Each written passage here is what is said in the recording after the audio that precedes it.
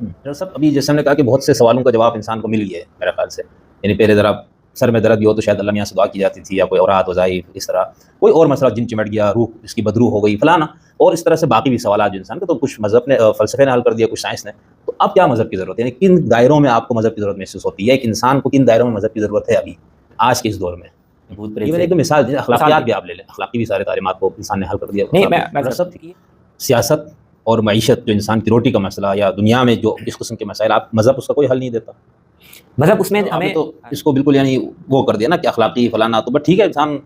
اب پھر اس کے بعد آپ کے یہاں مذہب نے پورا ماشاء اللہ سے معافی ناموں کا بھی ایک وہ دے دیا کہ ایک مسجد بنا لو تو اللہ تک جنت کچھ گھر بن جانے ہیں، یہ کر لیا، 5 وقت کی نماز پڑھی تو سب دھل گیا. اچھا اس سے زیادہ ہے جی آپ کے اکاؤنٹ میں، تو ادھر یاترا کر کے پھیرے لگا کے آؤ، وہ بھی آپ ماشاء اللہ 30 لاکھ والے ہی جا سکتے ہیں، ہمارے جیسا بندہ نہیں. اب یہ ساری آپ نا مذہب، یہ جو کانٹ کا بھی ایک وہ تھا نا کہ اخلاقی کام میں اخلاقی ہونے کی بنیاد پہ کرنا ہے، کوئی اس کے اندر لالچ یا وہ نہیں. تو آپ کے ہاں تو مذہب نے یہ کر دیا